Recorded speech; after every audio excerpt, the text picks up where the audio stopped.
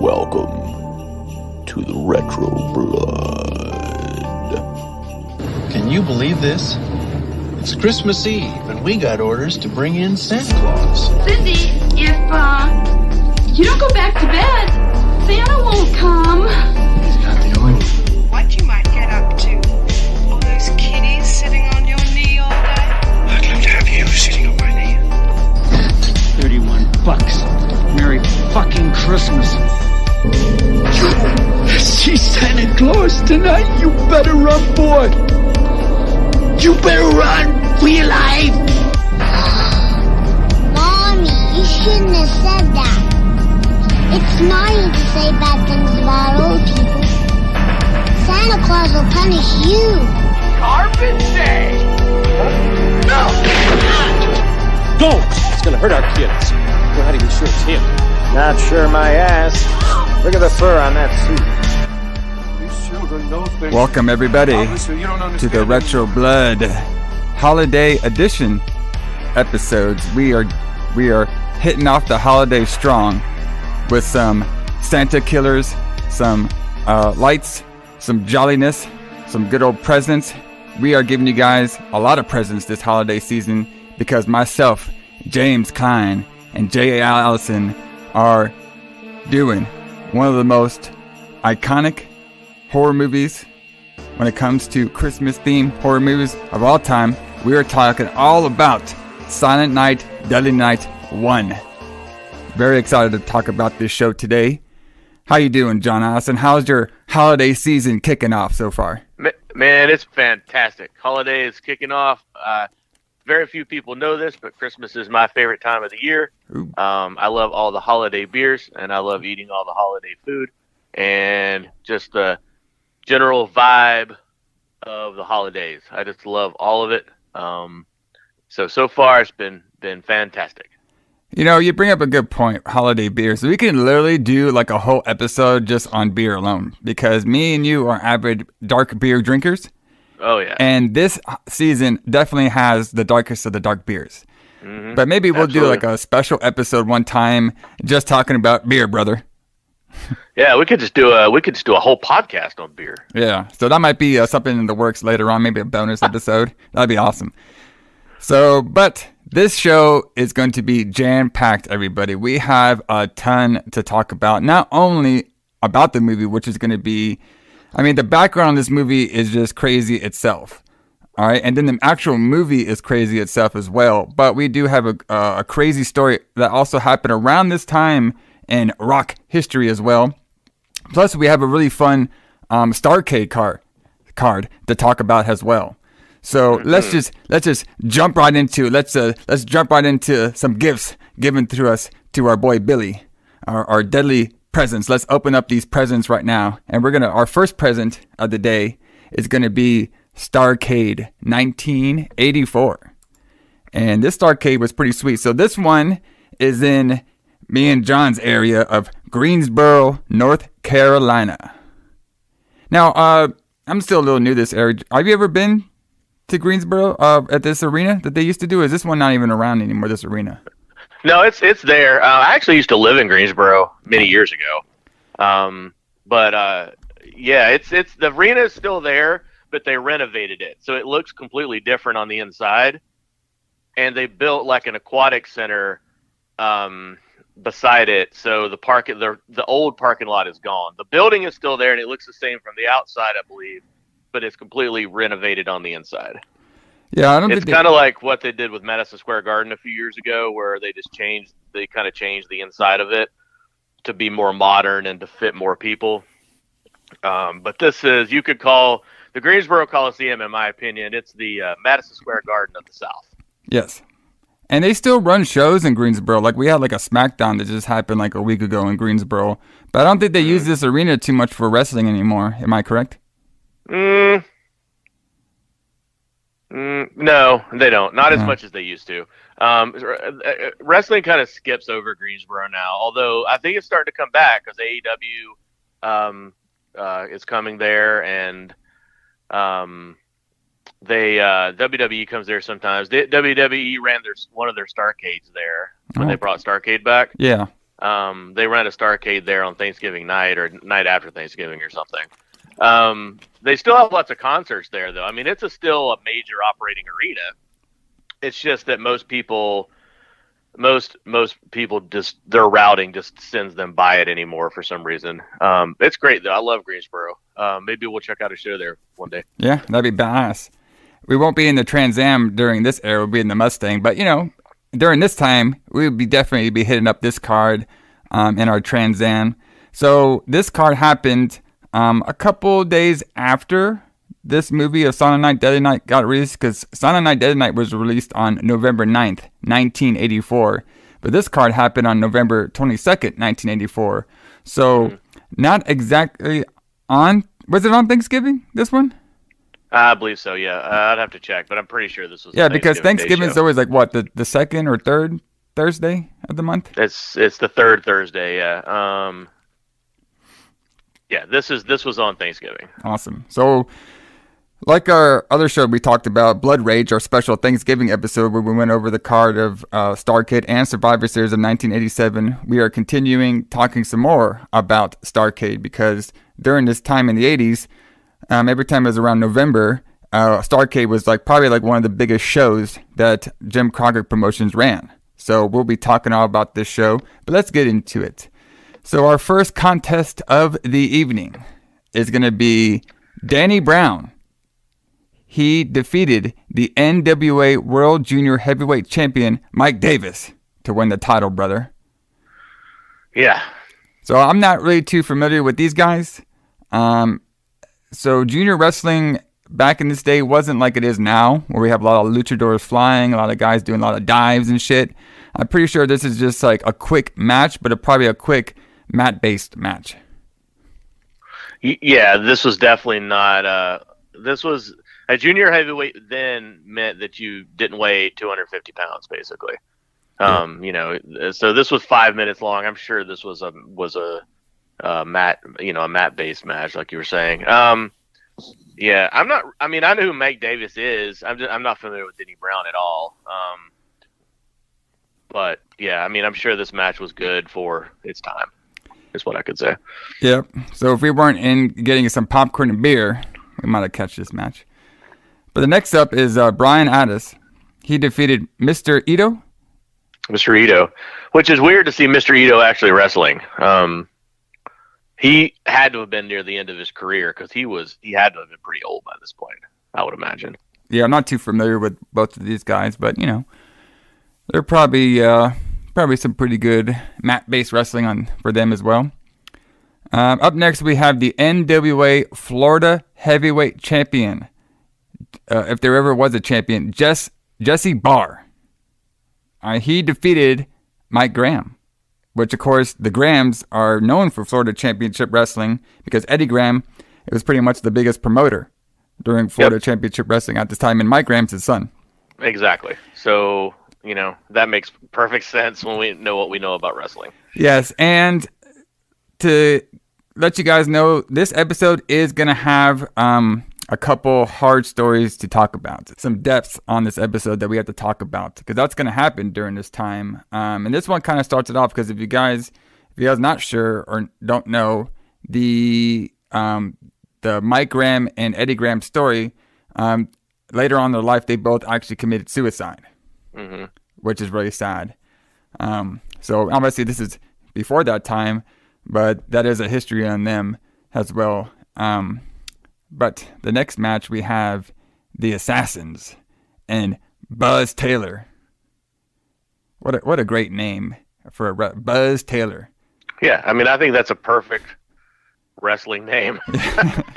This guy, especially during this era. Buzz Taylor better have some lightning. He better have some lightning trunks and some mullets, and he better wear a fanny pack to the gym. Yeah, there's no picture of him here, so I don't know I don't know Buzz Taylor, and I don't know what he looked like. But he's from Spartanburg, though. So I hope I don't butcher their opponent's name, but they defeated the Zamboni Express. I guess that's good enough. The Zamboni Express. The Zamboni Express. Eli Akeem and Kareem Muhammad, with one of my favorite managers during this time, the one and only Paul Jones, brother. Yeah. Yep. And a tag team elimination match. I'm not really too familiar with the Zambui Express. I am not at all familiar with Zambui Express. They must have. So this, in my wrestling history, this would have been like right before I probably started watching wrestling. This is probably right before I discovered wrestling. Or at least before I was like really old enough to like really pay attention to it. Yeah. Because I mean, when we get later on in the card, I'm going to know a lot of these guys.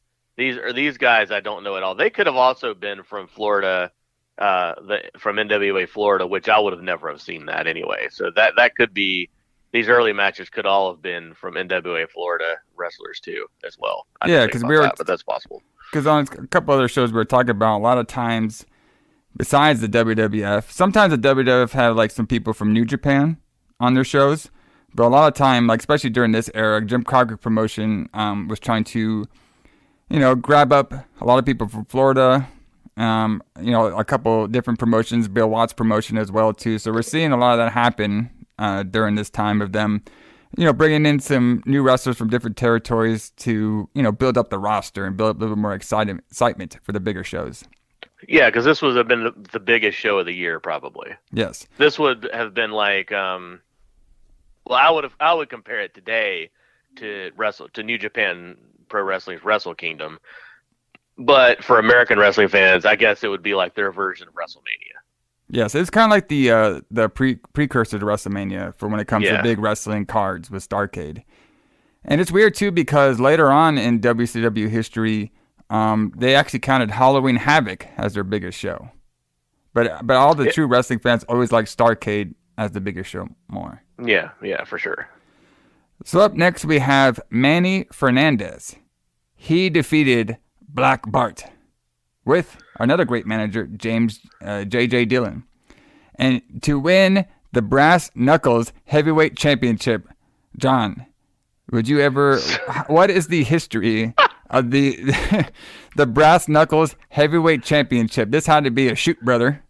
It had to be a shoot. This was going to be my question for you. Is like, why do we not have a Brass Knuckles Championship now? We should totally have that. AEW should have a Brass Knuckles Championship, and Cody should be its champion. Well, let's see. So we have nowadays we have the Digital Media Championship. I think Impact does that one. Yeah. We have Zack Ryder's we have Zack Ryder's Internet Championship one. But you know what? This would be great for Bloodsport, when they do the Josh Barnett Bloodsport. Fucking just bring back the Brass Knuckles Heavyweight Championship, brother. Get that thing going. Yeah, I'm trying to look at the history of this. I don't think this was defended too often. Ron Bass had the longest reign though at 343 days, probably because nobody wanted to take part in a Brass Knuckles Championship match. This does seem like a title that would be great for ECW too. Yeah. Oh yeah, true. It was defended 6 times.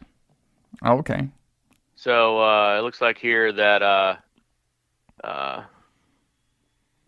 it was defended. Black Bart won it in 1984, and then he held it again later. And then our boy Ron Bass won it. Ooh, Ron Bass. Ron Bass won it January 17th, 1986, and then that December it was deactivated, and I wonder why. Wow, was it after this card? No, it lasted 2 more years. Wow, okay. But it was, Ron Bass won it in 1986 in January, and then in December, the day after Christmas, it was a deactivated championship. Well, there you go. That kind of reminds me of the FTW title. They deactivated it, maybe it'll make a comeback, you never know. But maybe. So we have a very interesting match as well. Up next, we have Paul Jones, a manager. He defeated Jimmy Valiant in a tuxedo street fight. Loser leaves town match, brother. Yeah. Is there enough gimmicks in this? That's definitely a great gimmick. So I think I kind of remember this. This is when Jimmy Valiant was feuding a lot with Paul Jones and Paul Jones' stable. And I guess during this time, this is probably just when Jimmy Valiant's contract was going up. And he's probably just maybe got into a contract dispute. It's always something with these wrestlers. He's going to be creative or cash. And then he probably just went on to a different territory. So that's the only thing I can see why this is happening. Just, sometimes when, for our non-wrestler audience, sometimes when wrestlers are going to be leaving, or they know they're going to be leaving, the company knows the wrestlers are going to be leaving, a lot of the times, especially back in the day, the wrestlers would put over different acts on their way out, because they would put over a certain amount of, a person or a champion or a newcomer coming up, and then they would just go to another territory, and they can even be the top person in that territory, because a lot of times, like during this era, we didn't have everything on the internet. This is either you're going to watch it live, or you can maybe get a tape by tape trading. So it was a little easier back in the day to lose a lot and then go to a new territory and be like a monster during that time. Right. Yeah. I mean, that's just how the business works. You put the next top people over on your way out always. Even today, that's how it works. Yes. Unless you're Hulk Hogan. Anyway. So unless you're Hulk Hogan. Yes. Exactly. So up next, we have the NWA Mid-Atlantic Heavyweight Champion, our boy Ron Bass. Ron Bass makes a return to Retro Blood. Makes a return, boy. He's probably going to be a staple here on Retro Blood for a while. Our boy Ron Bass, because he's just everywhere around the 80s. And his manager at this time was J.J. Dillon. Yep. And he defeated Dick Slater. By disqualification. You have any great Dick Slater stories? Great ones? No. I mean, he stabbed his girlfriend. Well, there you go. That's a story. In 2004, that's a story. I mean, I guess that's a great story, right? I mean, And there you go. Did he do it by disqualification? I think he lost by that match by disqualification. Yes. But yeah, he stabbed his girlfriend or his ex-girlfriend, I guess, and was sentenced to house arrest, which I didn't know could happen. You can stab somebody and not go to jail. Well, maybe he had a good lawyer. He probably had a good lawyer. So up next, we have a great team. Ivan Koloff and Nikita Koloff, the Wrestling Sickle. They defeated Ole Anderson and Keith Larson. So I know Ole Anderson obviously is part of the Four Horsemen with his tag team partner Arn Anderson. Mm-hmm. But during this time, he's teaming up with Keith Larson. I'm not too familiar with Keith Larson. Yeah, I don't know a lot about Keith Larson. I know that he was. I know about Keith Larson from hearing Arn Anderson tell stories about meeting Ole, and then he was. I guess they were like. How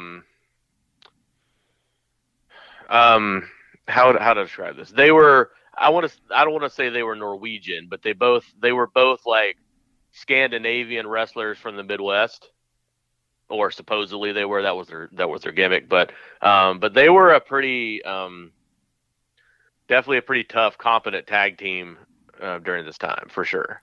And they gave him a lot of time in this match too. Almost like 15 and a half minutes. 15 minutes, and then Nikita must have been pretty early in Nikita's career. Yeah. Ivan and Nikita, and Ivan was a little bit older, I think, but yeah, I mean, this would have been like the Andersons before the Andersons is what I would say about this, I guess. Yep. Yeah, definitely a great duo of Ivan Koloff and Nikita Koloff. Definitely something to see if you guys haven't seen them wrestle before. They're pretty awesome. And of course, we have to keep the tradition of, since they're Russian, they're evil. Right. Yeah. If they're Russian, if they're foreign, they're evil.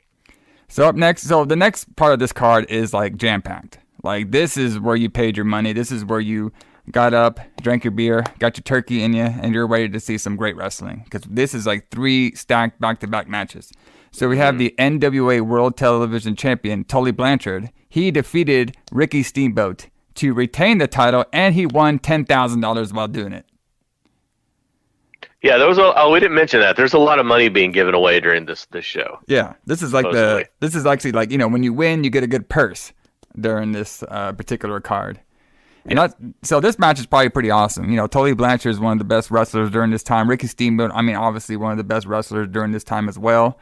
Of all time, yeah. Of all time, yeah, especially. And then, the television champion, was kind of like the third belt that Crockett Promotions had, but it is one of the best belts that they had because they always had really good matches. Arn Anderson is probably really well known to be a really good television champion. Tully Blanchard is a really good television champion. They even had Steve Austin later on being a television champion. So this belt meant a lot. Later on in WCW, it didn't mean shit. I think Scott Hall threw it in the trash. But before then, this is like a hot title. Like this is like how we see the TNT Championship now. They always put it on like kind of a hot new great wrestler during this time. Yeah, that's what I was going to bring up. I was going to say this is like the AEW's TNT Championship. But so let me ask you a question about this, James. So my understanding was that originally the television championship was so named because it was supposed to be defended on television. Yes.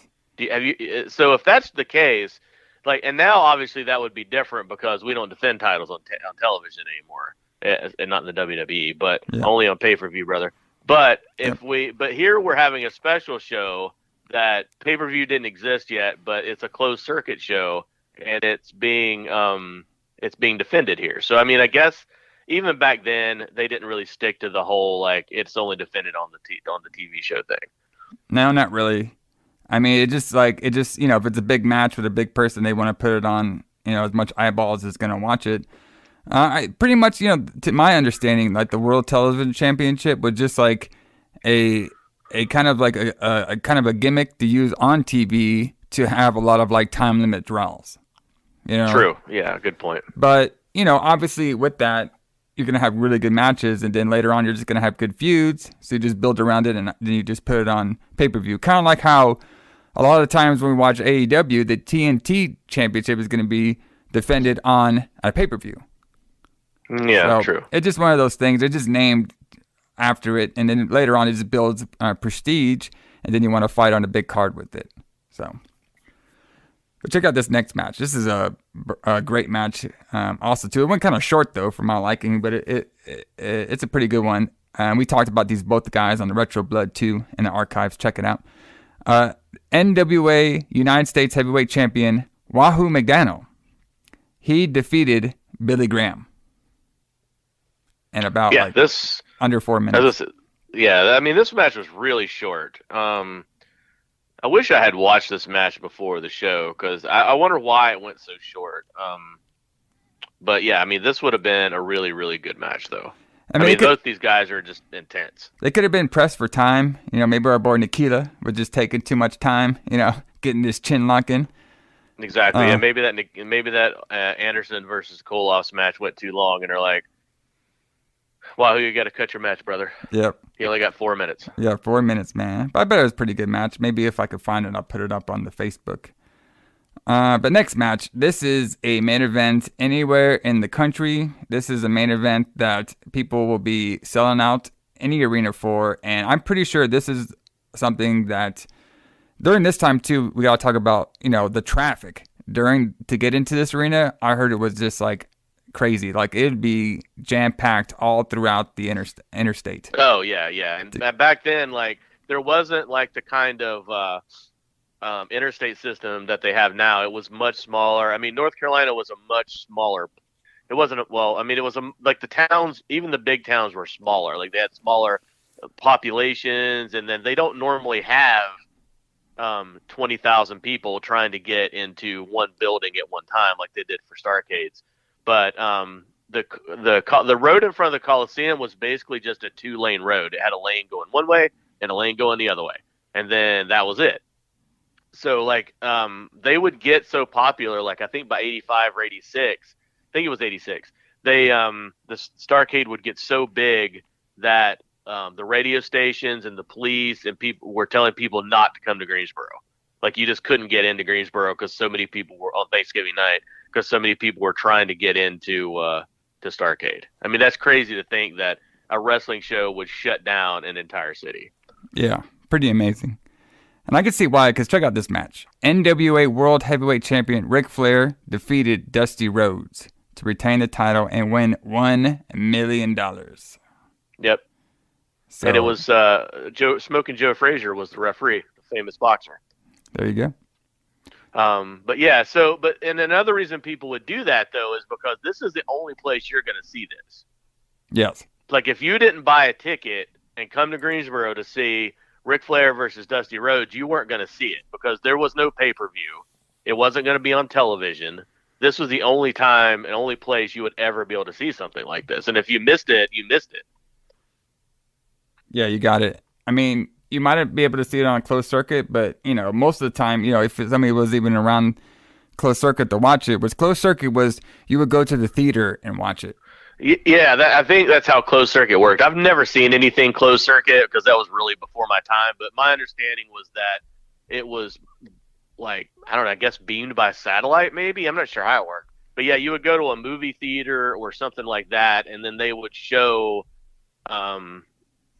like the show, and it was being transmitted via closed circuit TV to this building that you're in, and you're watching it on a screen of some kind, which I assume was a projection screen, but I'm not really sure. I'm sure it wasn't a television. So yeah, I'm sure it was a projection screen, and you were just watching it. So that was the only way to see this. Yeah, pretty wild. To find a place that had closed circuit. And if you lived in a small town, you just didn't see this if you didn't go to Greensboro. I'm sure closed circuit was only for big towns. Yeah, so we've been, back in the day, we've been fighting in the Trans Am of this crowd to see this car because we would definitely be getting in there. Oh, yeah. We'd be like, look, Mom, we got to leave. Yeah. We got to have Thanksgiving dinner early because we got to get to Greensboro early so we can get to this Ric Flair, Dusty Rhodes car to see one of those guys win $1 million. Yep. And I'm sure that was a shoot $1 million too, right? Yeah, probably. I don't know, man. It's Ric Flair. He probably listen, you're gonna pay me that $1 million if you advertised it. I bet $1 million in 1984 was a lot of fucking money, though. Oh yeah. That's definitely gonna be a couple airplane trips around the world with that one. Oh yeah. I mean, that's a lot of money now, obviously. I mean, for regular people, but I mean, back then, I'm sure $1 million was probably. I mean, that was just an astounding fortune at the time. You got it. Yeah, we'd be packing up the turkey, packing up the candy yams, and asking for some cranberry sauce, and we'd be on our way. It's not cranberry sauce. It's not cranberry sauce. All right, so let's transition to the metal scene during November of 1984. So first, I'm going to go into this metal card show that was happening during this time, and then I'm going to transition to a story that didn't happen in November, but it happened literally a month afterwards in December. But it all kind of like ties together in the world of rock and roll.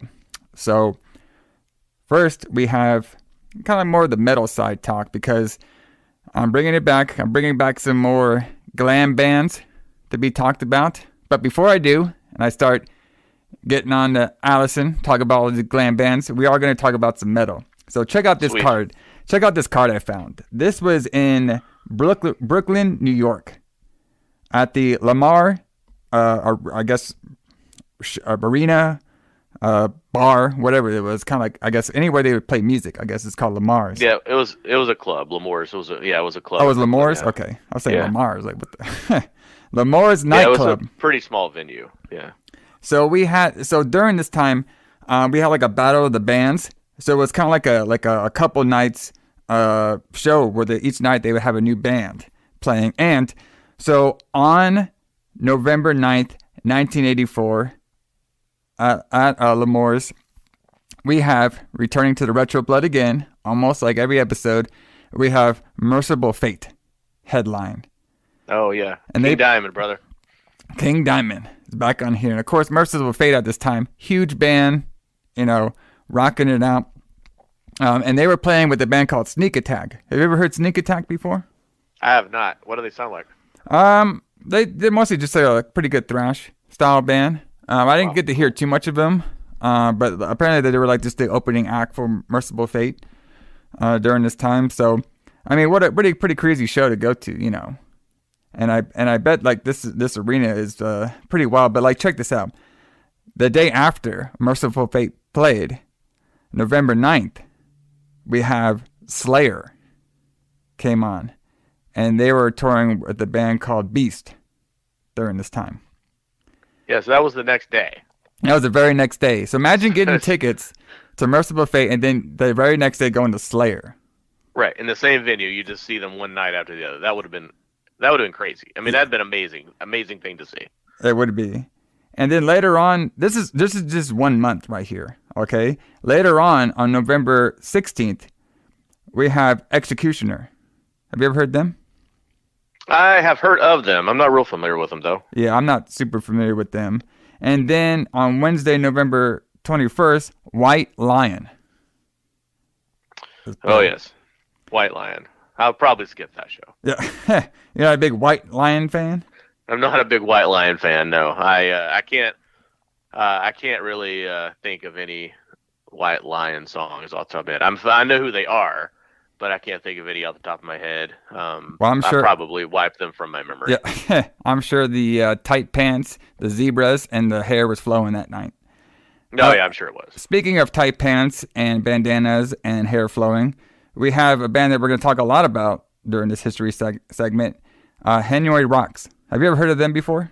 Hell yeah, I love Hanoi Rocks.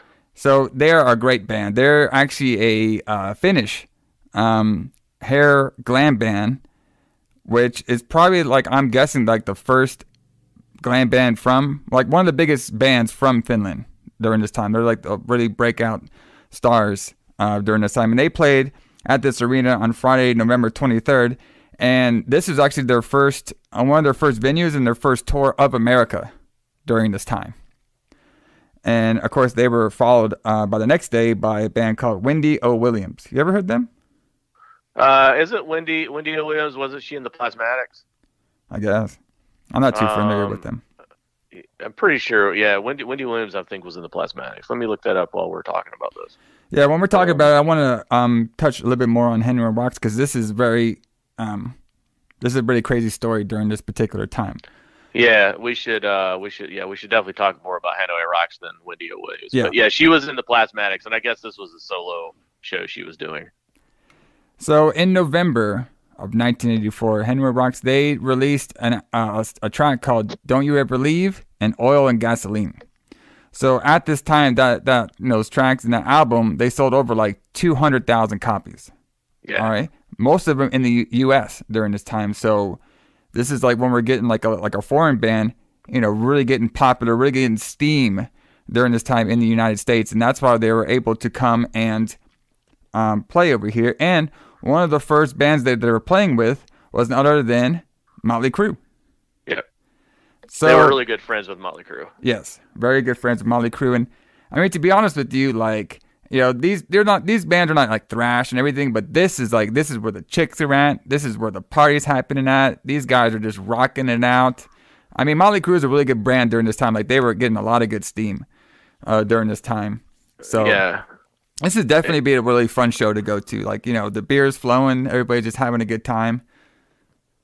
So, basically what happened was on December 8th, almost to the day, like a month after Silent Night, Deadly Night dropped, Hanoi Rocks band member, Michael Moore, he was like recuperating from a fractured ankle that he happened on the tour. All right. So since he had that fractured ankle, they couldn't really play. So what they were doing there at the time, they were just partying. They're just hanging out with their friends in Motley Crue at this time. And they're at the lead singer's Vincent Neil's house. All right. So they're all just like rocking at the house, probably drinking some Budweisers during this time. And I guess the band members noticed that they were out of beer. So in a not so good move that's harmed a lot of people, Neil and the band member Razzle, who was the drummer of Hanoi Rocks, they were both drunk, and they actually went to a nearby liquor store owned by, of all people, Neil Pantera. So I guess he owned the liquor store. So Neil was driving, and on the way back, so Neil, he's part of Motley Crue. He was the lead singer of Motley Crue. He was the lead singer of Motley Crue, yeah. So on the way back, he crashed his car, and the accident was so bad that Razzle from Hanoi Rocks, the drummer, he actually lost his life, and he was pronounced dead at 7:12 p.m., and he died instantly from the collision. Yeah, it was really sad. That story's really sad because they almost made it. Like, they made it to the liquor store, and then they got back in Vince Neil's Pantera, and then they almost made it back home. And then that crash happened. But there is a real, I don't know if you've ever heard this, but basically this almost ruined Vince Neil's life. Yes. I mean, it nearly, it wasn't a thing where he was like, okay, well, what, fuck it, whatever. This nearly ruined his life. I mean, I don't want to say he killed his best friend, but he definitely contributed to the death of, one of his best friends for sure. And, he even in the 90s or the 2000s, he was still talking about this and getting upset about it. Like, he really has never, I don't really think has ever gotten over it. I mean, it's like, it's bad. It was a bad situation for him. So don't drink and drive, kids. Yeah, exactly. Don't drink and drive. Never turns out great. Never turns, it's just horrible. And obviously, he's definitely has post-traumatic syndrome from this happening. And, that actually is going to be one of the main, it's kind of eerie too, because that's actually what we're going to be talking a lot about on this Silent Night, Deadly Night review as well. A little bit different style of post-traumatic syndrome, but it's kind of eerie that happened like literally just like a month after this film got released. So pretty crazy. Also, too, the main singer, Andy McCoy and the Tommy Lee, they actually go looking for Neil and Razzle, and that's when they drove past the site as well, and seeing Neil get handcuffed into the police car and everything. So very tragic story. Like I said, Vincent Neil, like obviously, just in pain and grief during this whole time as well. I don't think he actually got sent to prison during this time. No, he didn't go to prison. He escaped prison somehow, but it was actually worse for him than going to prison, probably, with everything he had to deal with for the rest of his life. Yeah, and then Hanoi and Brox during this time, they were still rocking together, but they actually broke up in 1985. Just a lot of stuff going on with the drummer dying and all that, but they did do a reunion around 2001 to 2007. So I think they still play it every once in a while now. Now, we haven't really heard a lot from them, but everybody check them out. I'll probably play a video from Hanoi and Brox, because they were a really good hair band at the time, very talented guys as well. And of course, Motley Crue is one of the most famous bands of all time, but just a really crazy, tragic story that, it happens too. Like, we can get on to this too about, holidays, a lot of drinking and driving happen around the holidays. A lot of people get depressed around the holidays. Like I said, guys, just, if anybody could hear this, just don't do it. If you're drinking and everything, get a ride, get an Uber. At this time, obviously there wasn't like a lot of Ubers, but just don't do that. You can ruin people's lives. You can ruin yourself lives. So, for sure. So, but yeah, let's move on a little bit from this tragic story and talk about another tragic story, I guess we would say, in its own way. So Silent Night, Deadly Night 1. I mean, this movie right here is like, if you really look at the inner workings of this movie, it's a very sad story, but it's also a very iconic story because, so the background of this movie is very, very interesting. So this movie got released, like I said, November 9th, 1984, but during this time, the producers and the were, we have a lot of trailers coming on TV and everything. And this trailer, when it was showing, it was mostly showing scenes of, obviously, Billy has the Santa Claus killer. So the most scenes that we see out of this movie, when we're seeing the trailer, is like Billy in his Santa Claus costume, terrorizing people, saying all this stuff about how Santa's a killer and he's scary. This is the scariest time of the year. And obviously the poster, too, just shows a Santa hand with the axe going down a chimney.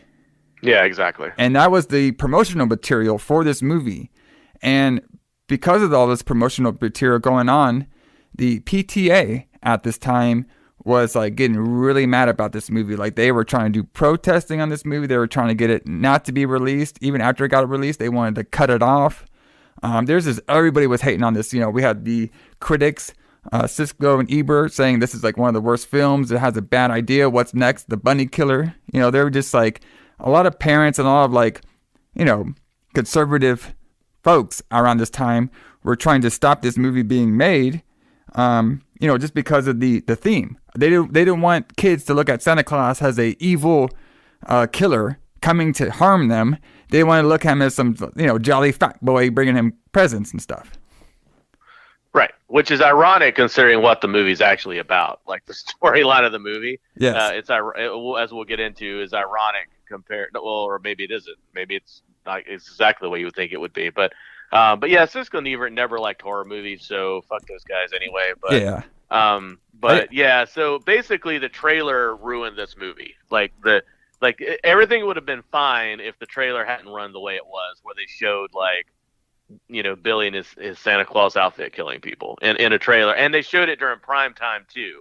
So like they showed it like when children would be able to watch it, like in the middle, on television. Yeah. So so kids were seeing it, parents were getting upset. But I would say that hardly any of the people that were protesting this movie actually saw it. They just saw the trailer and were outraged. Yes, you got, and it was weird too because another movie we're going to be reviewing a little later on here on the Retro Blood is Christmas Evil, which actually came out in 1980 and actually portrayed a killer Santa Claus.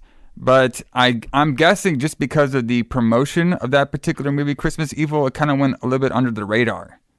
Well, yeah, I mean that was a point I was going to make too before you brought it up, was that Christmas Evil had come out a few years before, and nobody batted an eye at that. And it didn't have the same story, but it had a killer Santa Claus in it.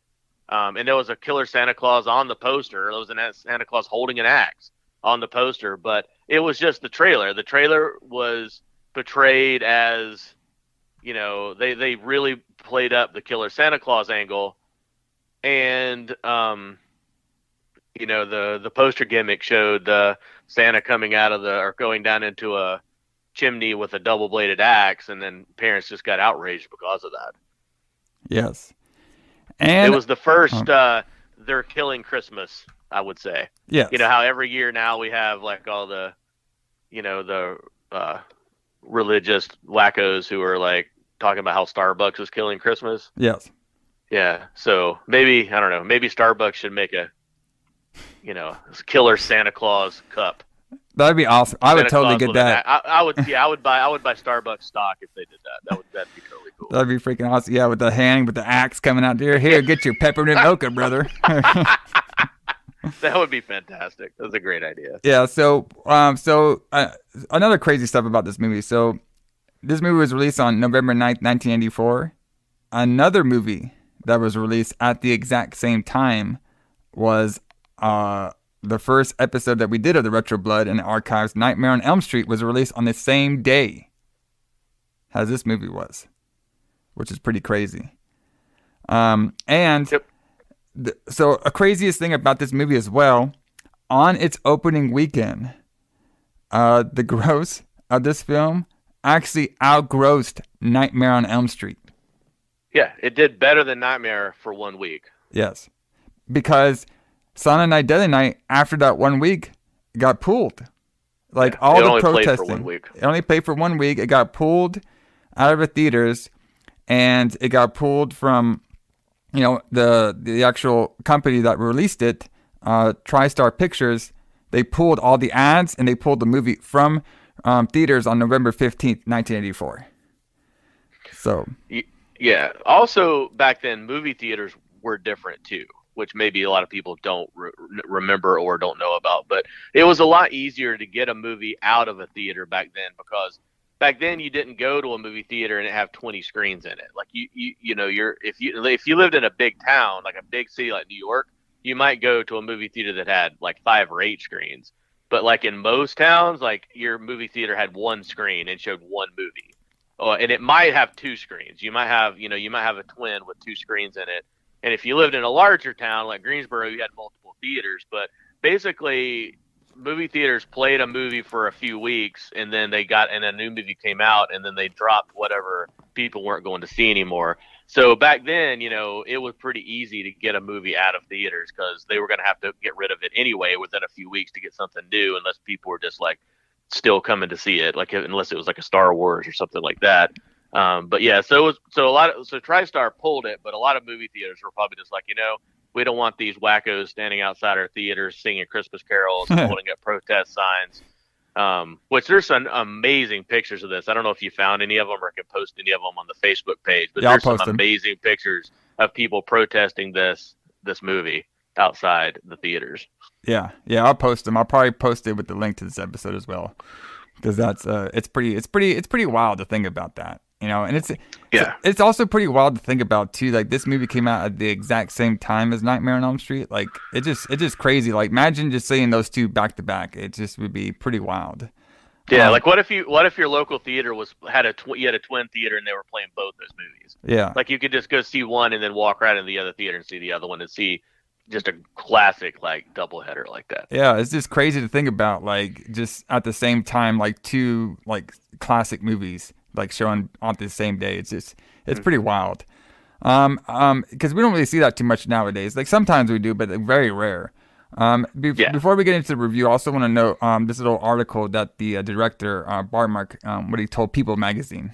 I thought it was pretty interesting about the movie getting cut and everything. So he's like, people have taken offense at Santa being used in scary content.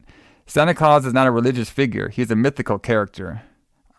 He says, I don't like deliberately ride roughshod over the sensitivity, and he didn't appreciate the subject. So he didn't like mean to it just to be, oh, this is some crazy Santa guy just killing people for no reason. Like if you actually watched the movie, you would see, why this is happening. Like why this guy is turning into a killer Santa. So, but people see it when there's just a lot of backlash that happens. So, so later on though, the film got released by an independent distributor, Coriolis Films, in May 1985, and they replaced the ad campaign. So they made it like a different ad campaign. So they showed a little bit more, like less of Billy and the Santa Claus, and then they showed a little bit more of the controversy behind it. Like they showed a little bit more of the protesters behind it. Like, don't see this movie. Protesters don't want you to see this movie. So they actually turned the protesting to their advantage to get this movie back out. Yeah, they used the band gimmick to get it to work. They nobody wants you to see this, so you need to go see it, kind of thing. Yes. And another quick thing, for our UK friends, the movie was submitted to get certification from the BBFC, and not only was this movie denied, but the sequel was denied as well for a long time until 2009. So this movie was denied since 2009 in the UK when Arrow Films eventually got it passed. So with the uncut version too. So it took a little while for the UK to even get this movie. So it's pretty crazy. Yep. And before we get on, this movie's had a DVD release with it as well, a Blu-ray release with it as well, and which is pretty crazy. It had after this movie kind of grew a following, it had a couple sequels to it. So we have like Silent Night, Deadly Night 2, which we'll be doing here on the Retro Blood next week. It has number 3, number 4, number 5. A couple like number 3 and number 4 don't even have to do anything with the timeline. And then we have a slightly remake that they did called Silent Night. That actually has Michael McDowell in it, which is pretty wild. But I heard later on in 2022, they're going to be releasing another version or maybe a different story, but it's going to be called Silent Night, Deadly Night. So it's like a remake, or it's like it's just another sequel to it? I think it's just going to be. I'm not sure if it's a remake. Because I think the trailer's out now, and I'll see if I can find it. I'll post it to the Facebook group.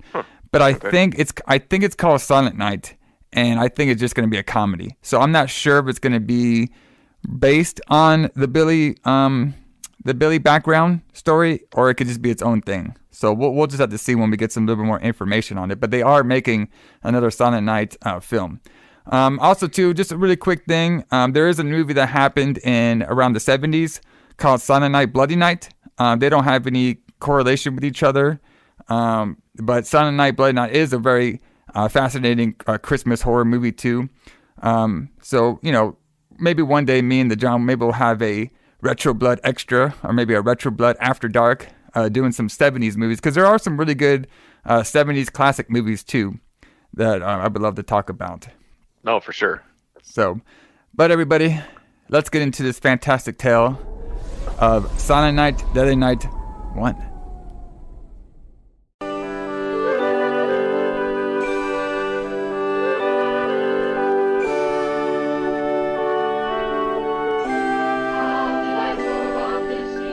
"'Twas the night before Christmas, when all through the house not a creature was stirring, not even a mouse. The stockings were hung by the chimney with care, in hopes that St. Nicholas soon would be there.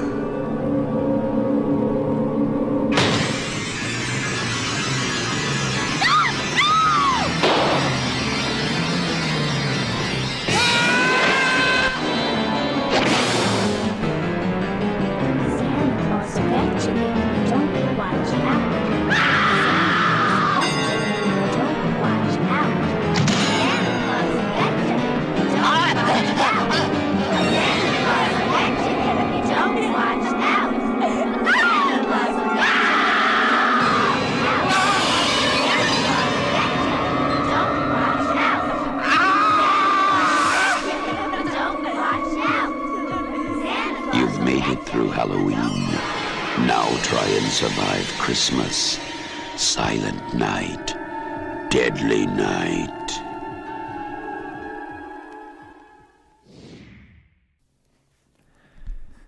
All right, everybody. So we have arrived. This is 1971. It's Christmas Eve, and we have a family driving through some Utah mountains. And we already have some Christmas jingle happening during this time. And did you know, Alison, that they were just, they literally played every Christmas song known to man in this movie.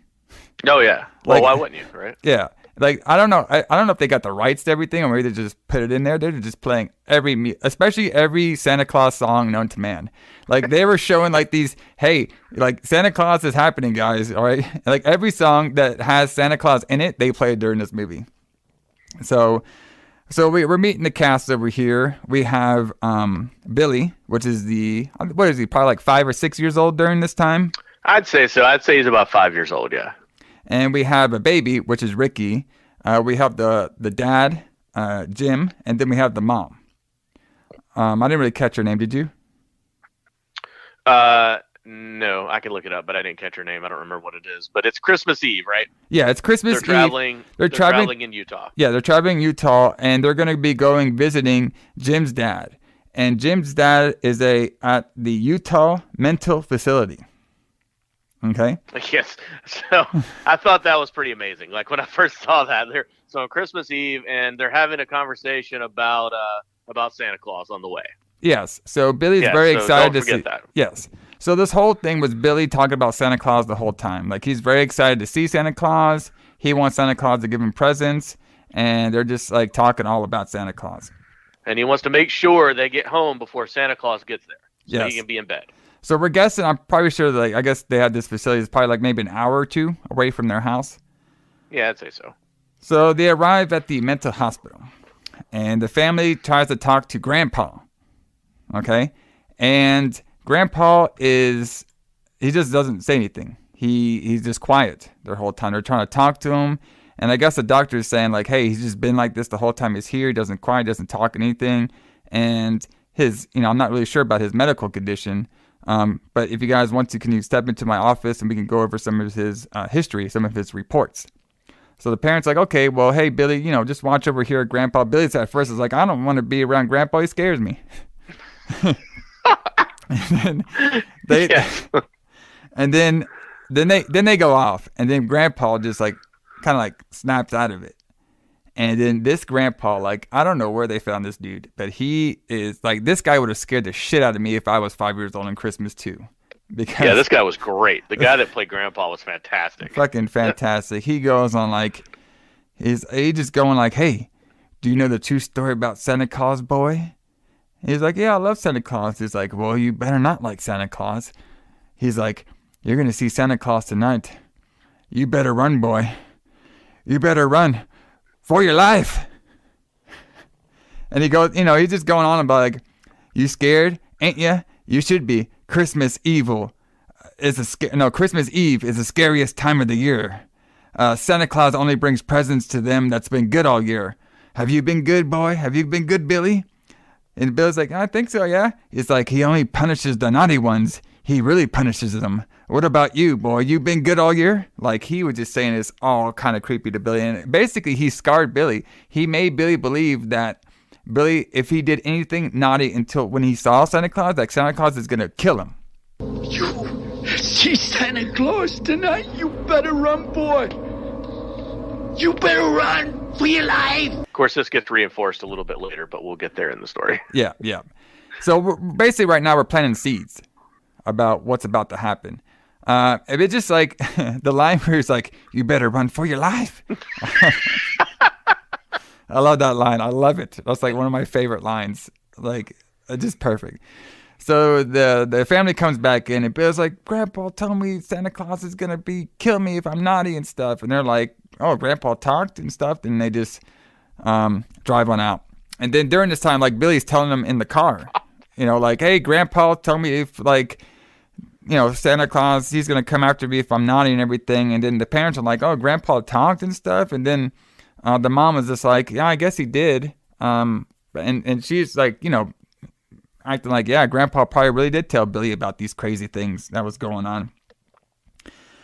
So during this, we see a Santa Claus. He walks into a convenience store. All right. And the convenience store, they're just going back and forth.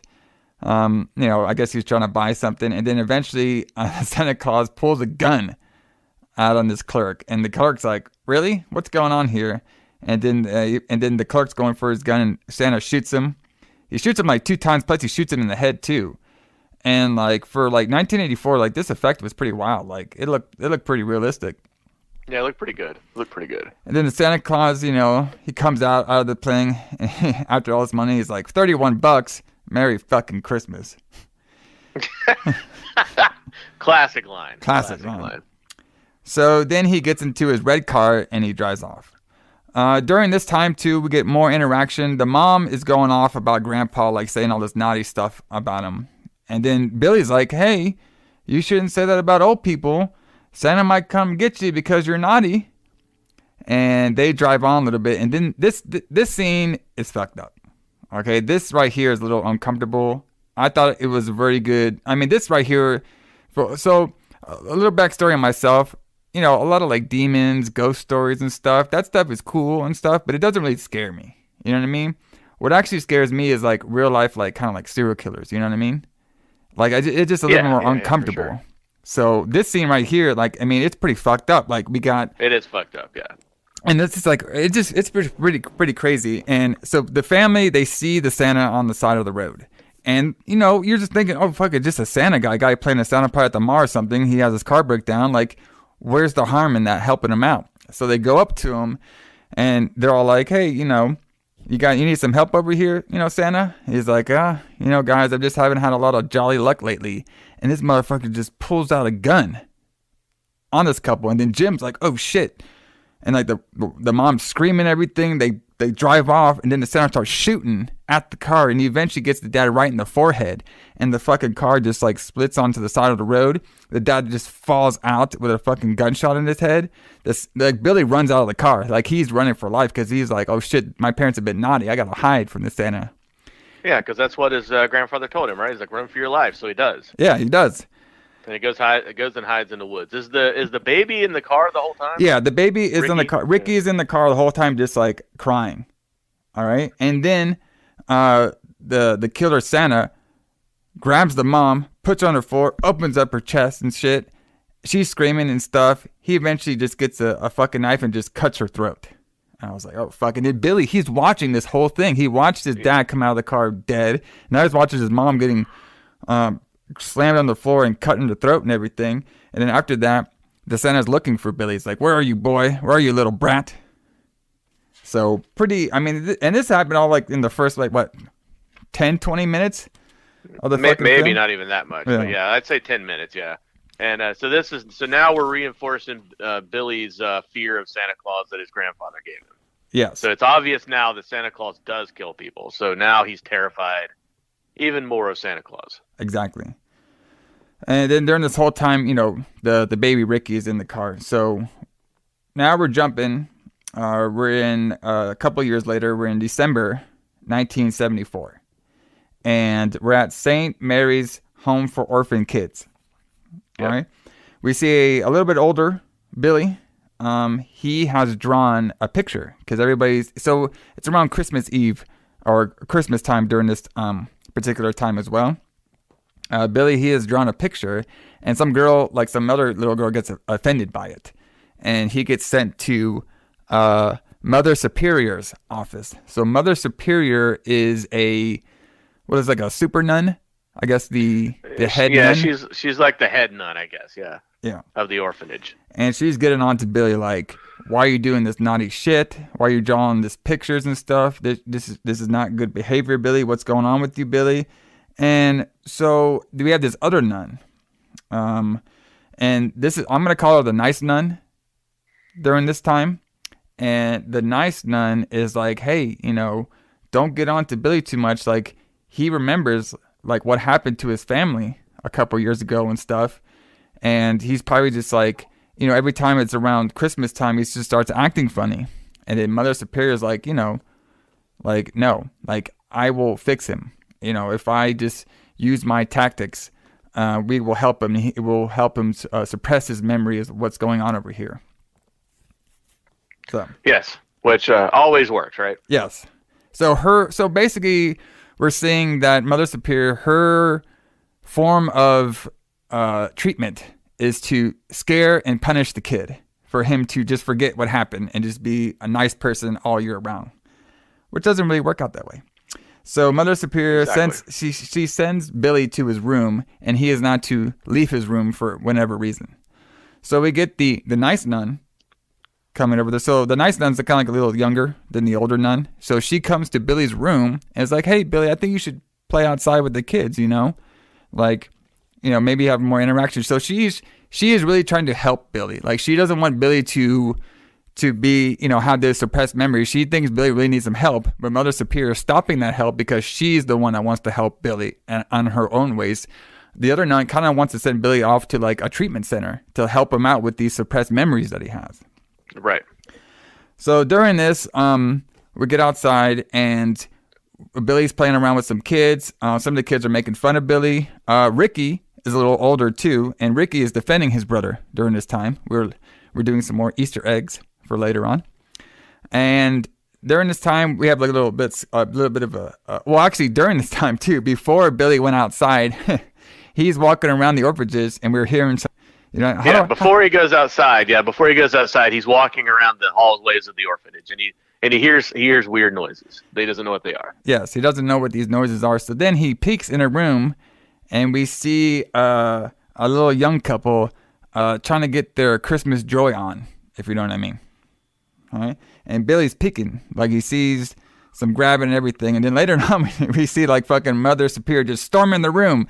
It's just like, you two, naughty, you guys have just been so naughty. As he starts whipping those kids, and then Billy's like, oh shit, they're being naughty, they're being whipped and everything.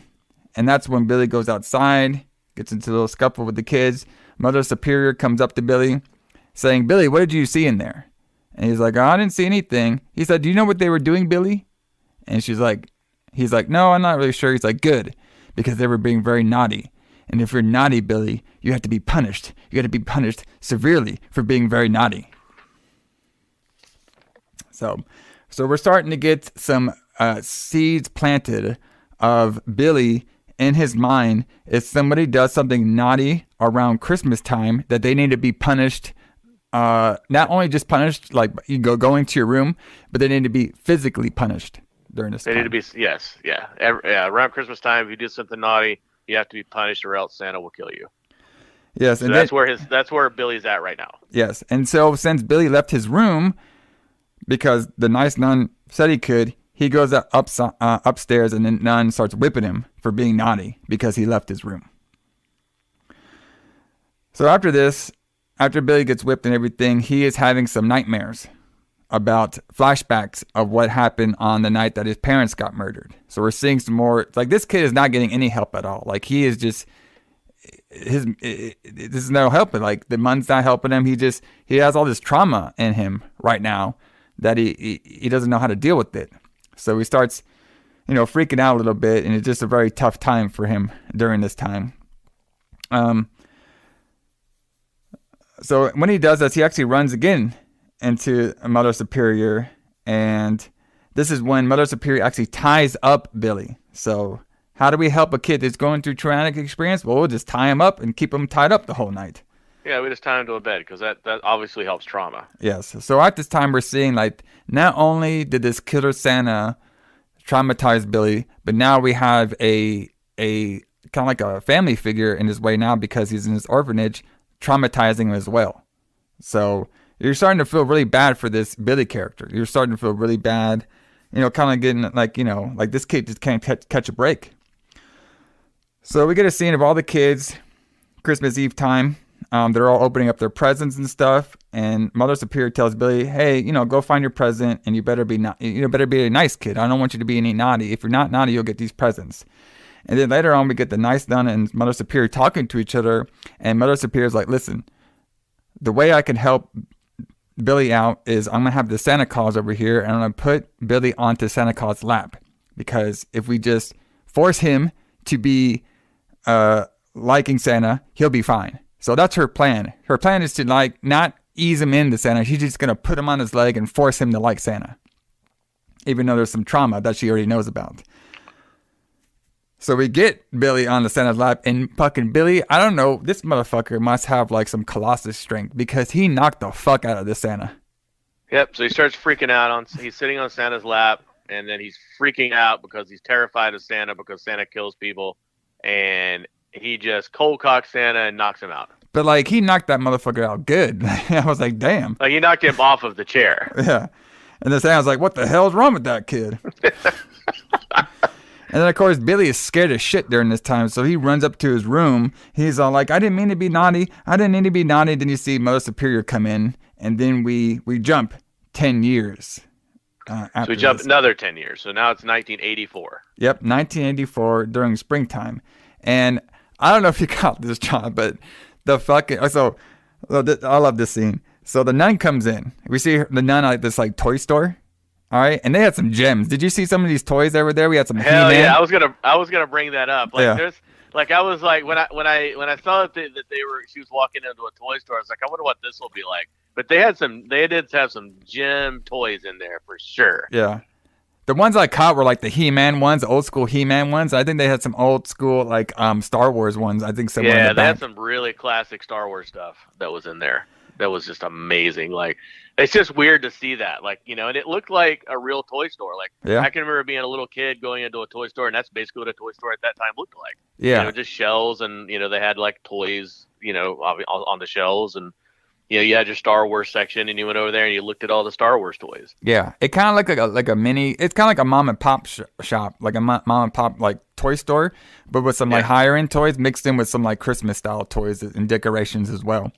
Right. So the owner of the shop is Mr. Simons, and the nice nun from 10 years ago, has come up and she's like, "Hey, I got this boy. He's he's a big boy, and he can help you out with the shop." And at first, Mr. Simons like, "I don't need any help. I don't want no boy working around here." But then he gets a look at Billy, and Billy is like this like GQ fucking 80s model dude. So like, I didn't understand this whole. I don't understand this whole scenario. So he worked out, I guess. I don't know.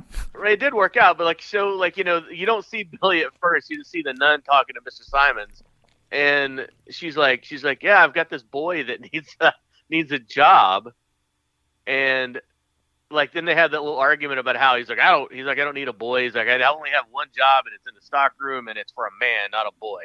Yeah. But then they have to have this whole like back and forth for a little bit about how she thinks Billy can do the job, and then he meets Billy, and then Billy's like this big, strapping lad who's huge and totally, he's jacked, for some reason, and you could have just you would just think that going into this, you could be like, yeah, he's like, I got this guy Billy, he's 18 or whatever, he needs a job, and that would have been the end of this conversation instead of the back and forth about the boy that needs help or whatever. Yeah. So this part is awesome. We have a country song montage of Billy working in the toy store, meeting up with some of his co-workers like Pam, and like, did you catch this song? Mm-hmm. It was like we basically were seeing a bunch of montage of like Billy putting up like toys and everything, talking to the lady Pam, and we hear like, on the warm side of the door, brother, my brother's home. And he's doing all this amazing things. Like the one that sticks out the most is the one with the little girl. Yeah. Where he lifts the little girl up to the shelf to get something, and then he brings her back down, and then she smiles real big, and he smiles real big, and then she kisses him on the cheek. So there's a lot of stuff I might post on the Facebook, but this fucking montage was just like it was just so funny. So towards the end of the montage, the song's still playing. They unveil the Christmas sign. And they're all happy until Billy sees Santa Claus and he gets this worried look on his face. So basically he's getting triggered by Santa Claus. So those memories are coming back a little bit. So we get the store opening over here. We have Billy. He's we could tell that Billy has a crush on his coworker Pamela. Like they were kind of like going back and forth a little bit. We could tell like Billy is kind of like digging this Pamela girl. And then next thing we know, Billy, he goes into the stock room and he runs into Andy. And this guy, fucking Andy, like, what a dick. He was all like, hey, Billy, what the fuck are you doing? You know, why do you always act so fucking weird during this, you were cool in the spring and everything, but now you're doing acting like a jerk and stuff, like doing all this stuff to me. And Billy's like, listen, man, I don't want you talking naughty. And he's like, what the fuck are you talking naughty? Like, why are you so weird, man? And then Billy's just like, listen, just like get away from me. So we're seeing some tension. And then we're seeing some tension with Billy now. So he's being very standoffish because, you know, every time during this year, December time, he just gets into a different mind frame during this time. So now Billy's at his home now, and now he's having visions in his head of him and Pamela getting it on. He's trying to get some of his jolliness going on over here. He's trying to get some of that peppermint mocha, if you know what I'm talking about. Yeah, I know what you mean. And then, so he can't have a nice wet dream, like our boy from Nightmare on Elm Street. No, he has a bad wet dream because Killer Santa comes in and starts stabbing Pamela. And then, of course, Billy wakes up all freaked out. So we're starting to get the Christmas Billy nightmares coming in right now. Yep. So we have arrived at Christmas Eve during this time. We're starting to see Santas out there. The store is getting busy. So we get a story from Mr. Simons is talking to a lady. And the lady's saying like, hey, I know you guys were using one of the Santas for my agency. This Santa, he actually hurt himself in a skating accident, so he won't be able to show up. And Mr. Simon's kind of like, you just can't find good help nowadays, can you? Like, he's like one of those kind of bosses. Where have we heard that before? Okay, yeah. I don't know. Where would we have heard that before? Yes. So, and then he's kind of like, well, can you guys get me somebody else from the agency? And she's like, well, you know, these agencies, they only really have women. And, of course, you know, a woman can't really play Santa Claus. And at first, Mr. Simon's like, oh, it's like, the girl's like, if only I had a guy who was big and he could be jolly and he could be fit into the Santa Claus. And then Simon's just like, oh, I think I might have the guy. Maybe Billy will do it. Oh, yeah. So he goes in. We still see some more interaction between Andy and Billy. They're just like going back and forth with each other. Like Andy's just showing like he doesn't really trust Billy. He's just like, honestly, this guy's kind of a dick. This Andy guy. I mean, he's like the typical like boss who doesn't do anything. So Billy works the entire day, and Andy sits at his desk drinking and doing different things. Yeah. So during this time, like Andy's also going off like, you know, Mr. Simon's going to notice that you're not doing a lot of shit in here. And then Mr. Simons walks in and like Andy kind of like perks up and then he just talks right to Billy. And he's like, hey, Billy, you know, I need a favor from you. You've been doing a really good job lately and everything. I just having a really big situation right now. If you can play Santa Claus for me, that'd be great. And of course, Billy, he's just trying to be very nice during this time because, you know, in his brain, he's like, I got to be nice to everybody. I can't say a bad word or do anything because it's Christmas. If I'm naughty, Santa will come kill me. So he agrees to be in the Santa costume, even though obviously that's not a good idea for this guy. Right. Definitely not a good idea for this guy. So we see Billy. Oh, go ahead. No, I was going to say, so now we see Billy in the Santa Claus costume. Yes. Looking terrified. Yeah, looking terrified. And like the next scene was a little funny. I'm not going to lie. Yes.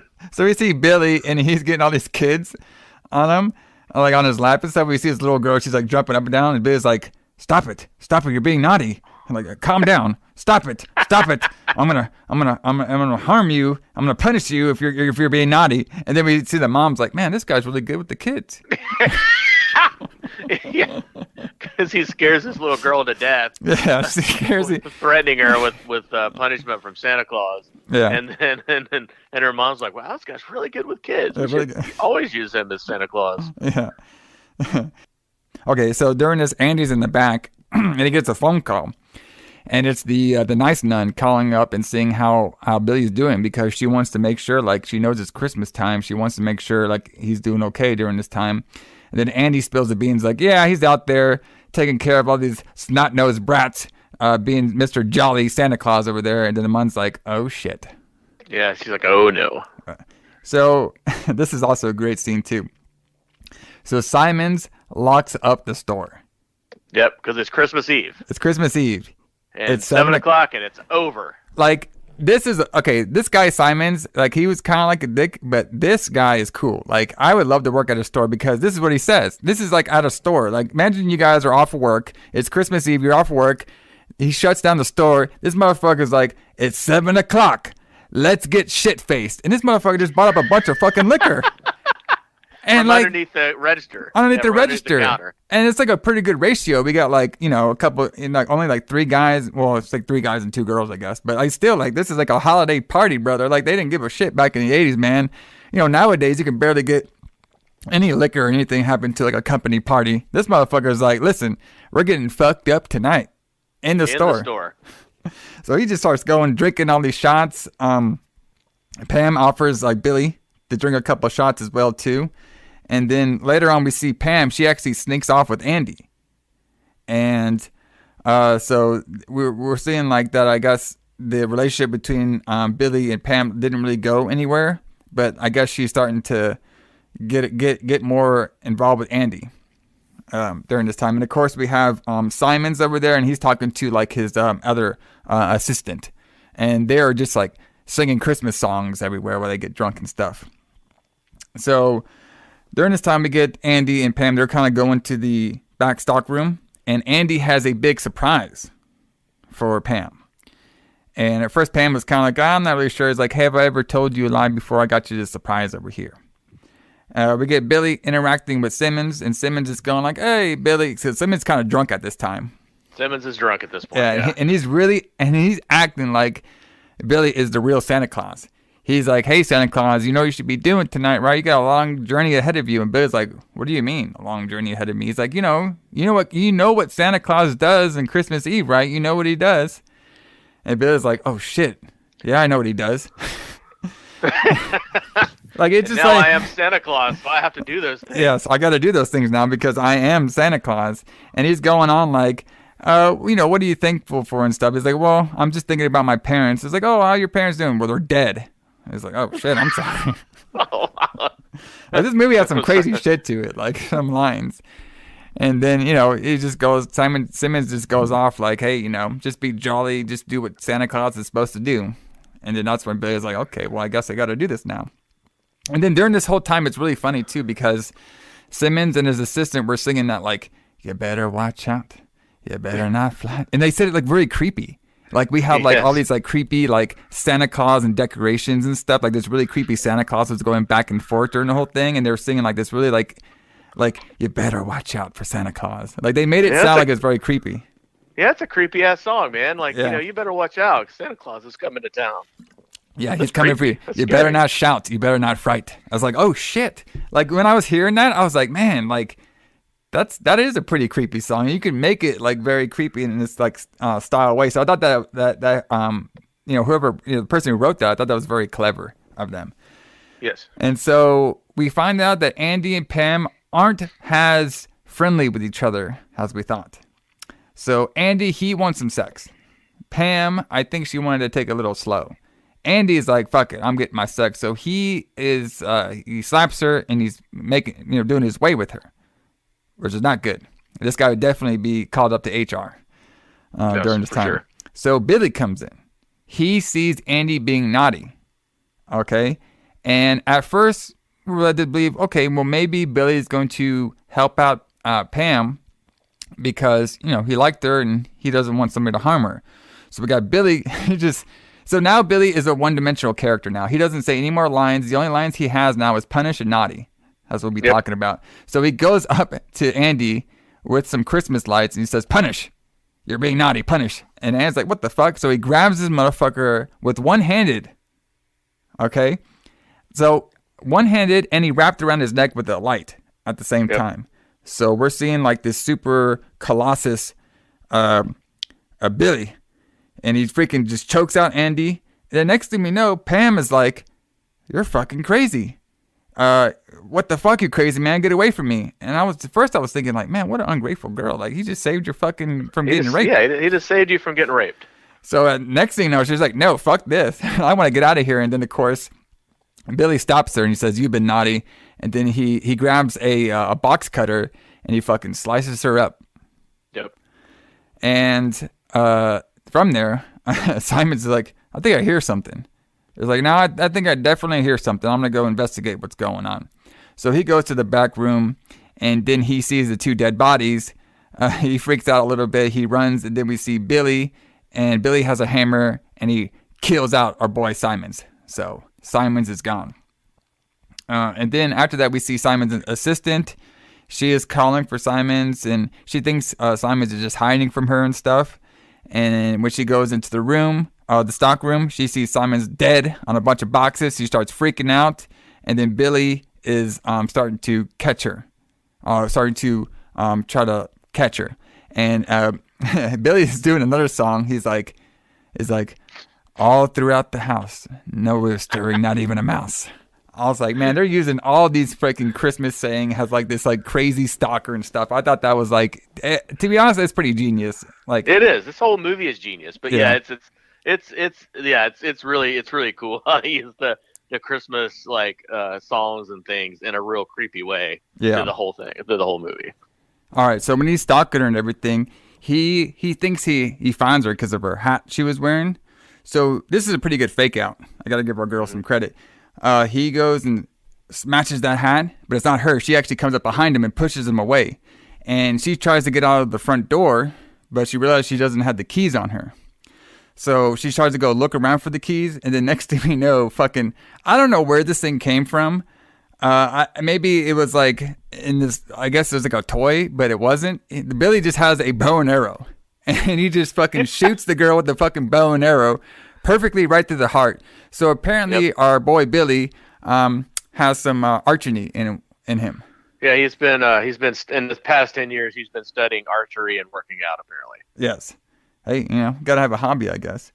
I guess so, yeah. So then after this, Billy grabs some keys, leaves the store, and then when he leaves, just almost like a couple minutes later, the nice nun comes in, and she's like, oh shit. She sees some of the dead bodies around there. Yep. So she's the Loomis of our story. Yes, she would. Yes. And Halloween parlance, she's the Loomis of our story, and Billy is now Michael Myers. Exactly. Yeah, pretty much, yeah. So during this time, we see some. Oh, here we go. My famous during this time. I'm trying not to say that as much. I want to be like, I don't want to use that line all the time. I want to be like, maybe okay. How about we are here now? Is that one better? We're here. We need just to make T-shirts that say "during this time." During this time, man. That must be my catchphrase because I always be saying it. So maybe we can do like a holiday drinking contest that every time I say during this time, just take a shot, brother. Nobody would survive that. That's true. We would kill the small audience that we have. We'd be as drunk as Simon's over here. So this is another great scene. So we get these carolers, right? They're outside of this house. And did you see this one Carol good. With her fucking neck? She's just like going crazy with it. Like, we're inside a house. And we got our boy Jimmy and Denise. And Jimmy's just like, fuck, I can't concentrate with those fucking carolers out there. And he has this girl on the table. What was that actress name that was on the table? Oh, that's Linnea Quigley. She Yes. was a famous scream queen. She's in a lot of 80s horror movies. She was in Night of the Demons. Yep. And Return of the Living Dead. Is that the name of that movie? Yeah. She's in like a ton of movies. She's in a ton of movies. Yeah. Like you'll be seeing her a lot during a lot of reviews because she is just like in almost 80s movies. And you know why? Most of the time she was in these movies because she always agreed to take her top off. Yeah, she had no problem with nudity, as we see in this very first scene that she's in. Yeah, so pretty much the whole time we see her, she has her top off, and our boy Jimmy's trying to get him some holiday candy over there, but he can't concentrate because all of his damn carols. Carolers. So then he turns on some R&B Christmas love track. And then this is also one of my favorite quotes from the movie and scenes. So Denise is babysitting for a young girl named Cindy. Cindy comes down saying, "Hey, when is Santa Claus coming?" And she's like, she's like, "Cindy, go back up your stairs. I'm trying to study down here." And Denise is like, "I want to see Santa Claus. I want to know when he's coming."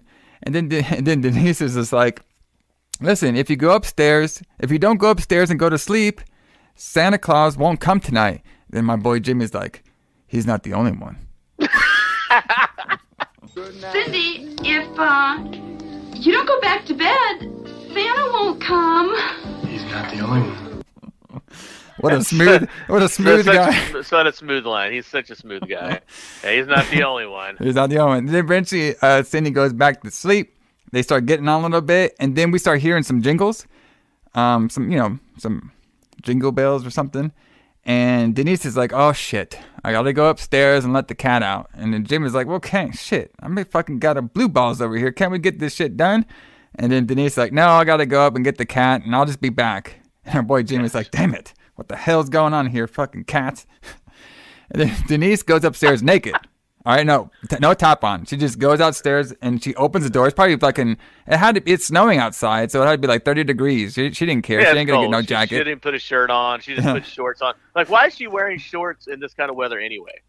Because John, it's an 80s movie. We know the answer to that question, but I guess that's a rhetorical. We're trying to get that 18 to 35 male demographic up, brother. Okay. All right, so, and then she talked about that too when she was doing some of the reviews. Like, why the hell would I just go up and it's fucking cold without my shirt off? To open the door to let the cat in. Yeah, cat. So she calls out for the cat, and eventually the cat comes in, and then we see Billy, naughty, and he just jumps right into the fucking house. So good. It's so good. He like breaks through the door like fucking Jason, naughty shit. And I was like, what the fuck? So they started fighting during the whole time downstairs. Like they kept going back and forth, and eventually Billy. This is a pretty crazy scene. So Billy like grabs her and shit. Like he's like just picking her up in the air and everything. She's trying to fight off a little bit. She's not having any kind of good luck. And then he eventually impales her in a fucking deer head. Yeah, on the antlers of a deer head. That was really cool. That was a cool scene. Yeah, it looked really good. It looked really good, really creepy. And also too, like when he actually put her up on that deer head, and he was there, and he walked off, like that whole like scene, even though like it was like a little distorted scene, it looked really creepy. It looked like something you would see in like Silence of the Lamb or something. It looked really like creepy. Yeah, it's great. So I mean, like, there's a lot of hidden gems in this film that's just like awesome. So Jimmy is down there. I guess he didn't hear anything like scuffle going upstairs because like, man, what's taking her so long with this cat? So he goes upstairs. He sees like the door all busted. He was like, oh shit, this ain't good. He's like calling for Denise, and then he's like walking around and he can't find anything. He eventually looks over. He's like, oh shit. And then this is when Billy comes in like naughty, and then they start going back and forth. And Jimmy actually gets the upper hand a little bit on Billy at first, and then he goes for the phone, the old school telephones that we have in 1984. He tries to call up. He's like, operator, give me the police. He's trying to get them, but he didn't get in time to get to the police Because I guess back then you had to call the operator to even get to the police. I guess we didn't have 911 then. Yeah, we didn't have 911 emergency line then. So Billy, he takes the phone cord out and he starts choking Billy with it, and then he eventually chokes him down, and then that's it for our boy Jimmy over there. I think he did he also like stab him down? Yeah, he also stabbed him a couple times too. I think he stabbed him with one of those things you use in the fireplace, right? Yes. I forget what that thing's like a fireplace poker. Yeah, like a fireplace poker. Yeah. And then after this, Billy finds an axe and he's about to leave until Cindy comes out, and Cindy's like, "Oh shit, it's Santa Claus. What's going on, Santa Claus? Are you here to give me a present?" And Billy just looks at her and is like, "Have you been naughty or nice?" And she's like, "Well, I've been nice." He's like, "Are you sure you have been nice?" And during this time, he had like the box cutter, that bloody box cutter. He's like about to pull it out. You think it's going to stab her. And he's just like, "Are you sure you have been naughty or nice?" And she's like, I promise you, Santa, I've been nice. And he's like, "Okay, well, here you go." And he just gives her a fucking and he gives her the box cutter as a present because she's been nice. Because she's been nice. Oh, fucking great. And then he leaves. And then I guess Cindy walks around and she finds the dead bodies. And then we get a scene of this cop car. And the cop's like, "Can you believe we got called to find Santa on Christmas Eve? What's next? Easter killer?" Bunny? Yeah. Oh boy. And then when they're driving around, they see a Santa coming inside a house. And Through a window. Through a window. To an upper window, yeah. Yeah. And then they stop the car. They run into the house. The wife's like, "What the hell's going on over here?" They tell they don't even knock on the door. They don't even knock. They just knock go on the door. They just open this door and run in with their guns on. Out.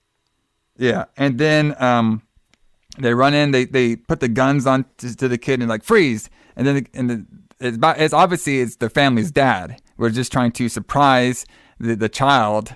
To give him some presents to make it look like Santa. And the cops are like, "Freaking dad." So, pretty crazy stuff there. Yeah, it's the classic scene, like from Halloween 2, I guess. The one where the other kid's wearing the mask and then they're chasing him. Yeah. Yeah, so it's the we think it's the killer, but it's not scene. Yeah, exactly. It was just a fake out scene, and then of course the cops are getting kind of frustrated because who goes look for a Santa killer on Christmas Eve? So pretty crazy. So we have these two kids. The only funny line of these two kids at the beginning was like, "Hey, we found some virgin snow," and the kid's like, "Yeah, virgin. That's the only thing you'll be getting." Okay. So they go back and forth. They're about to be snowboarding, but they keep hearing like a jingle, like a jingle out there. And then one kid's like, "Hey, do you hear that?" He's like, "I don't hear anything, man. Let's just get going snowboarding." He's like, "I hear something." And eventually these other two kids come up, and the kids were named Bobby and Matt. And this guy who was named Bobby, he looked exactly like a young Bobby Eaton. He did. I noticed that too. I was like, "Oh, it's Bobby Eaton." Yeah, I was like, "What the fuck? Did Bobby Eaton's freaking son just like audition for this movie or something?" So they eventually bullied the first two kids to give them their snowboard. And they kind of take turns snowboarding down this virgin snow. So one kid, I think it was the Matt kid, he went first. And this bugging Bobby guy, he was like, "Woo, yeah, get it, but woo, yeah, get it, woo, yeah." I was like, "What the?" And then Bobby goes on his turn. And this is a pretty cool scene. I mean, obviously these characters were just set up to make like this killing scene, but it was a pretty cool scene where he goes down the snowboard and Billy shows up and then fucking just chops his head off, and then we get the rest of the snowboards with the Bobby's dead head coming. The Matt guy freaks out, and then Bobby's head rolls down the hill too. So yeah, we see him roll down, or the sled come down the hill with his body on it with no head. Yeah, and then the head rolls down the hill. Yeah, fantastic, classic scene. So we have arrived at the police station. The nice nun is now asleep, and she meets up with the detective. And she's like, "Oh, sorry I fell asleep. Tell me the news." And the detective's like, "Oh, it's not good news. We got 3. Yeah, it's not good news. Not good news. We got 3 more dead bodies. And she's like, oh, shit. We got to find him. Basically, the nun says we have to find him and before he starts doing some more harm. And she realizes, like, I think I might know where he's going next, since he has, like, a pattern. Like, she was going on, like, saying, like, listen, he's been traumatized and he's taking it out on certain things. And I think he's probably going to be heading up to the orphanage next. So we're off to the orphanage. Yeah, so we're back at the orphanages now. And we see the Mother Superior is still alive, but she's in a wheelchair now. And we just see some kids playing around. And we do see like a young Ricky. So young Ricky is still there. And one kid is trying to call Santa. And she's like, hey, call me back, Santa. But she leaves the phone off the hook. So the nice nun can't get a hold of the orphanage because the phone's off the hook right now.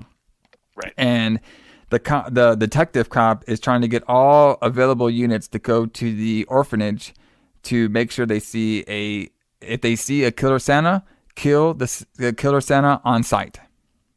But the available units is one.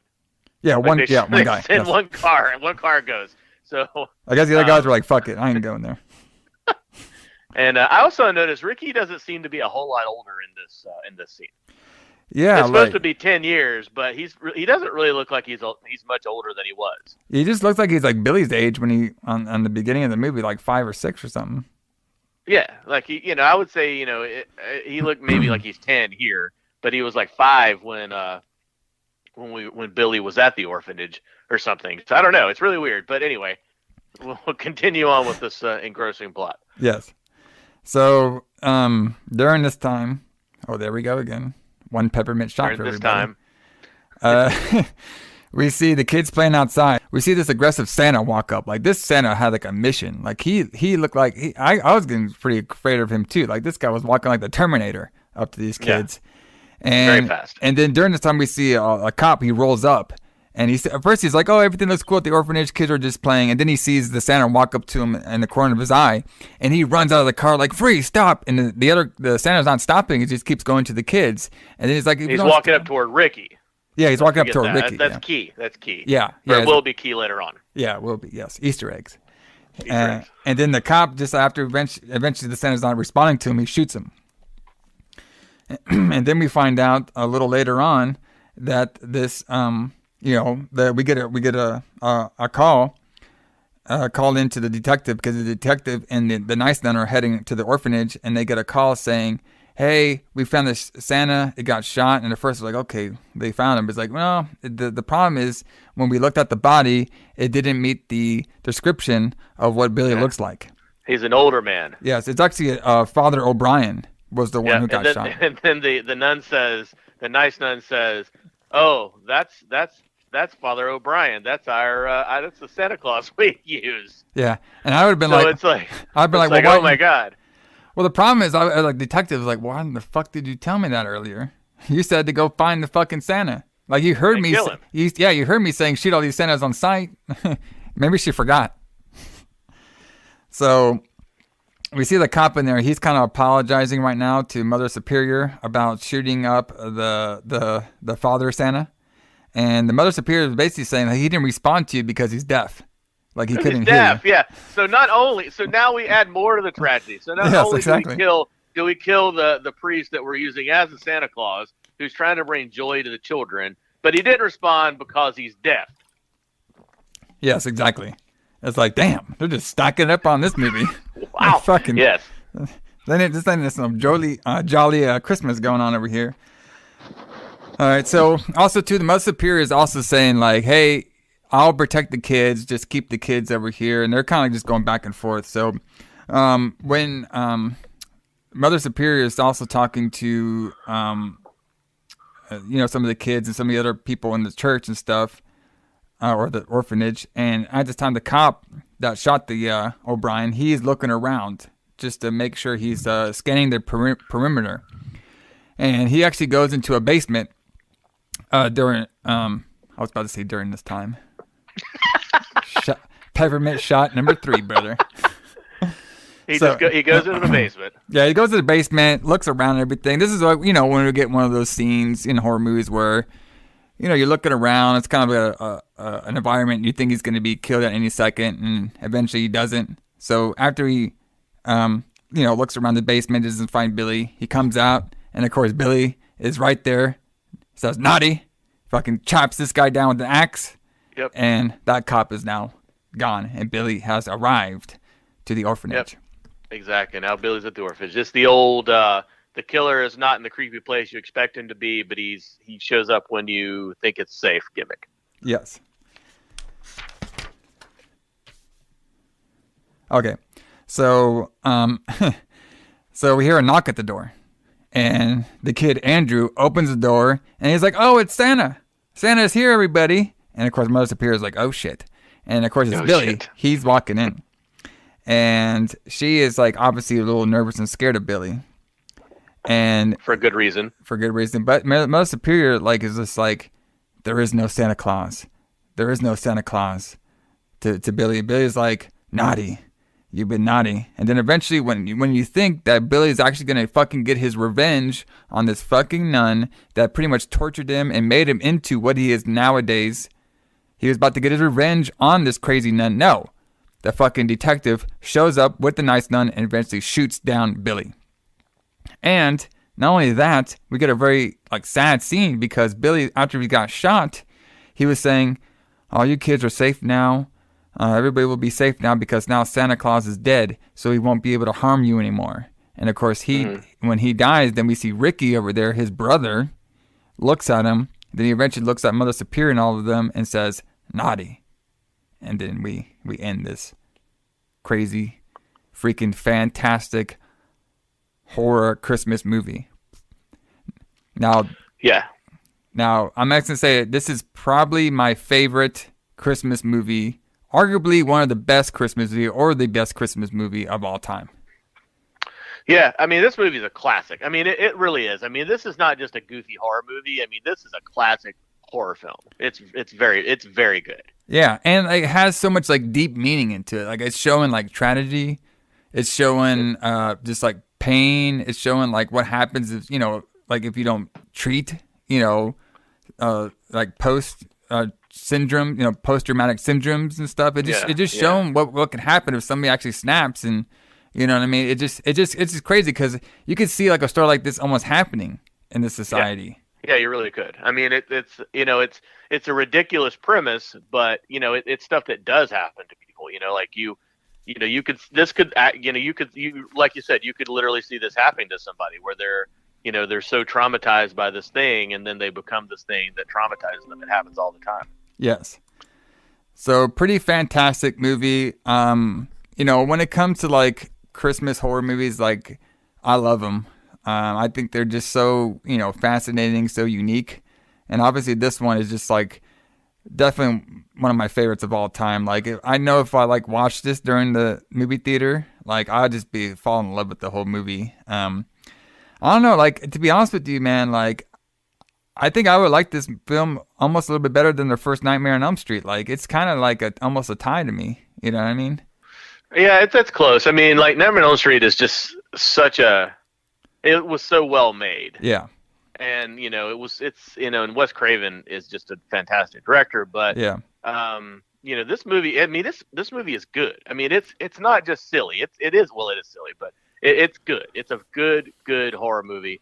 One thing too, though, this is another movie where you can definitely tell the influence that the first Halloween 78 had on horror films, because it's basically the same premise. Yeah. You had this terrible thing that happened years ago, and then later on this person escapes from something and starts spree killing people. And then you have the one person that was trying to help them the entire time but was never listened to, trying to chase them and stop them before they killed too many people. Yeah. Yeah, definitely. Yeah. Definitely has the same premise as the Halloween 1970 version. So yeah.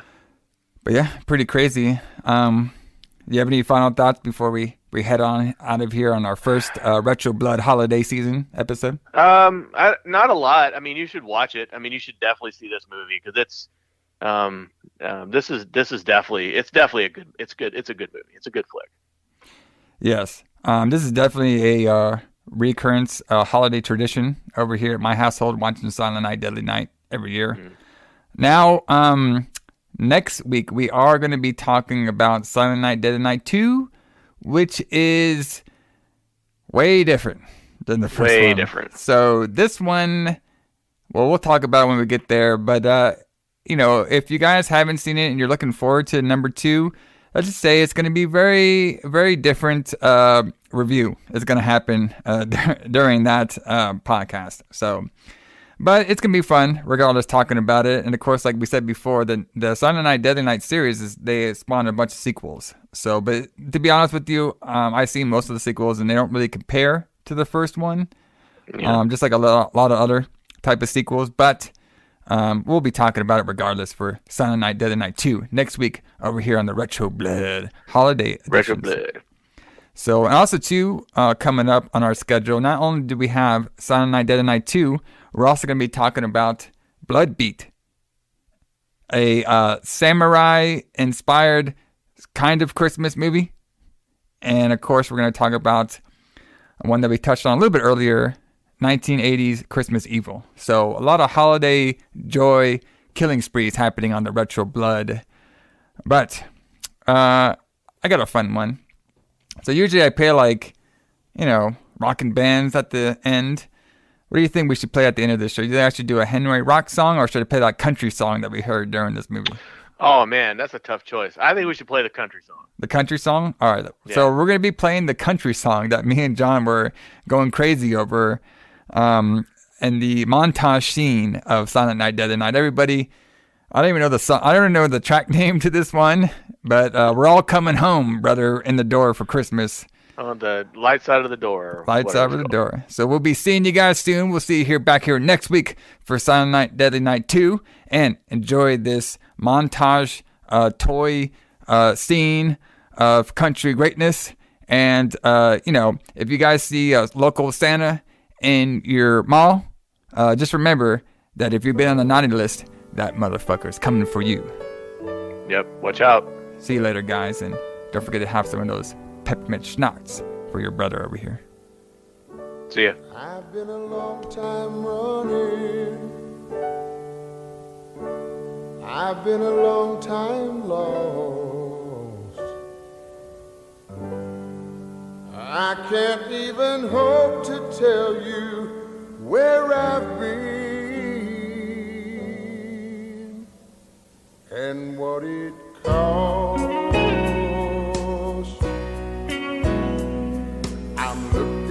For the warm side of the door, where the fire's bright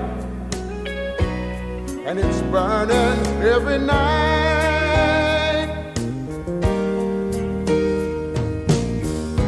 Everybody will be there and they'll be smiling at me. And I won't need no more on the one side of the door.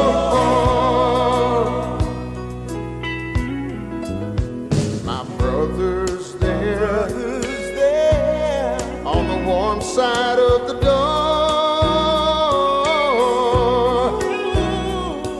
He'll call to me the way he did before.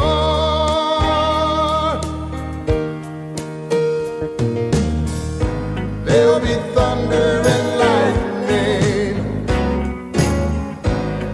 but we're safe and sound, and I won't need no more on the warm side of the door.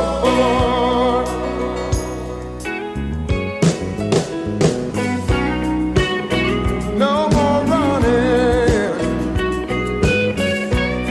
no more being lost.